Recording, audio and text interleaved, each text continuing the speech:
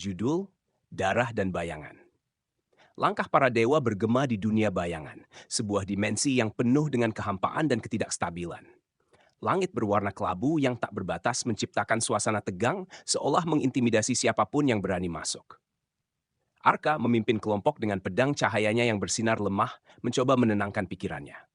Di belakangnya, Kaelon, Seraphis, dan Mira tetap siaga, merasakan bahaya yang dapat muncul kapan saja. Kita tidak bisa terlalu lama di sini, kata Seraphis dengan nada serius. Rambutnya melambai oleh angin yang aneh. Dimensi ini tidak dirancang untuk dewa seperti kita. Jika kita bertahan terlalu lama, kekuatan kita bisa terkuras.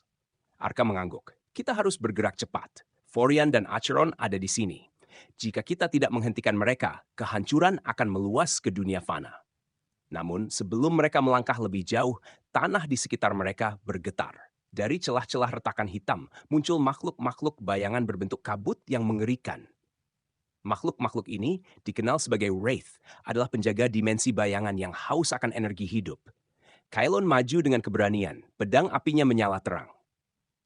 Biarkan aku mengurus ini, teriaknya, meluncurkan gelombang api ke arah makhluk-makhluk itu. Api menghancurkan beberapa Wraith, tetapi mereka terus datang, seolah tak terbatas. Kaelon, jangan terlalu ceroboh, teriak Mira, memanggil aliran air yang membentuk perisai di sekeliling mereka. Serangan air itu menghancurkan Wraith lainnya, tetapi jumlah mereka tidak berkurang. Ini sia-sia, kata Seraphis sambil memanggil badai angin untuk mendorong musuh menjauh. Mereka tidak akan berhenti sampai kita meninggalkan dimensi ini. Vorian dan Acheron muncul. Saat mereka terus bertarung, tawa dingin menggema di udara. Dari kegelapan, muncul dua sosok yang sudah mereka duga. Vorian, dengan aura gelap yang semakin pekat, dan Acheron, dewa bayangan yang telah lama dianggap hilang. Apa yang kalian pikirkan datang ke sini, Arka? Ejek Vorian sambil menyilangkan tangan. Ini adalah wilayah kami. Kalian tidak memiliki kekuatan untuk melawan kami di tempat ini. Acheron, Arka berkata dengan nada penuh amarah. Kau adalah saudara kami.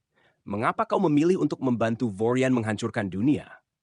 Acheron menyeringai, matanya yang berwarna ungu bersinar di kegelapan.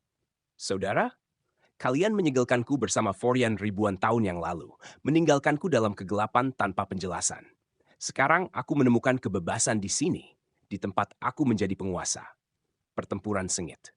Tanpa peringatan, Vorian meluncurkan serangan kegelapan yang memaksa para dewa mundur. Arka mengangkat pedangnya, memblokir serangan itu dengan cahaya, tetapi kekuatan Vorian terlalu besar.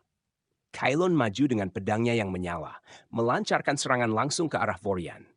Namun, sebelum ia bisa mendekat, Acheron memanggil bayangan untuk menahan gerakannya. Kau terlalu bersemangat, Kaelon, ejek Acheron. Sementara itu, Mirha dan Seraphis berusaha melindungi Arka, tetapi Wraith terus menyerang mereka tanpa henti. Keadaan semakin kacau dan para dewa mulai merasakan kelelahan yang mendalam. Kita tidak bisa menang di sini, bisik Mirha. Dimensi ini memperkuat mereka, tetapi melemahkan kita. Arka mengertakkan giginya. Kita tidak punya pilihan lain. Jika kita mundur sekarang, mereka akan membawa kehancuran lebih besar. Namun, ketika situasi terlihat semakin suram, Mira memperhatikan sesuatu di kejauhan. Sebuah obelisk besar berdiri di tengah dimensi itu, memancarkan cahaya redup yang terasa familiar. Arka lihat itu, obelisk itu, mungkin itu adalah sumber kekuatan mereka di dimensi ini.